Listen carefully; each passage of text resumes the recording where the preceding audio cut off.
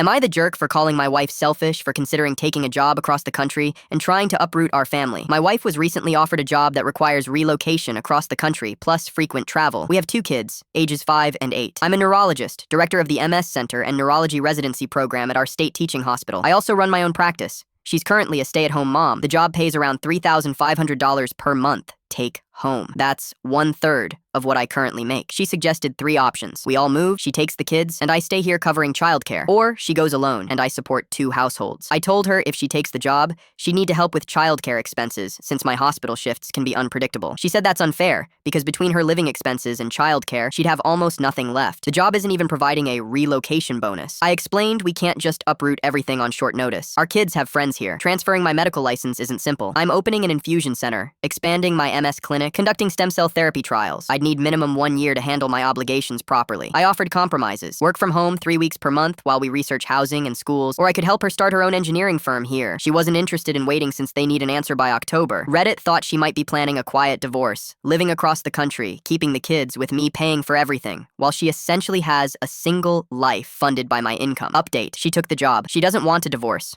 but I'm on the fence about it. I spoke with my parents and in-laws. Even her own father said, once she makes up her mind, nothing changes it. Your only option is to go with it and be a safety net when she fails. Statistically, she will fail. Her plan: the kids stay with me. She visits for major holidays and 2 weeks in summer. She'll need additional financial support because rent alone will be $1,750, leaving her barely $1,750 for everything else. I offered to cover 6 months of her rent, but this will likely lead to separation at minimum. She's now upset that I'm willing to hire a nanny once she leaves. I reminded her she willfully quit her job years ago after being passed over for a promotion, and I supported that decision. Our kids have been in daycare since they were 3. Why would we need a nanny when she was home? I consulted an attorney. Given the circumstances, they doubt she'd try to take the kids since everything they know is here. Their friends, school, support system. Some people think I should fight harder for our marriage. But the way I see it, is a marriage worth keeping if you need to fight for it? She's choosing to leave our family for a job paying barely above entry-level engineering salary. If she felt our marriage and kids were priorities, she wouldn't even consider this viable. Her father put it bluntly. She just wants out of her current life. This isn't about the career. I love her and don't want her to go,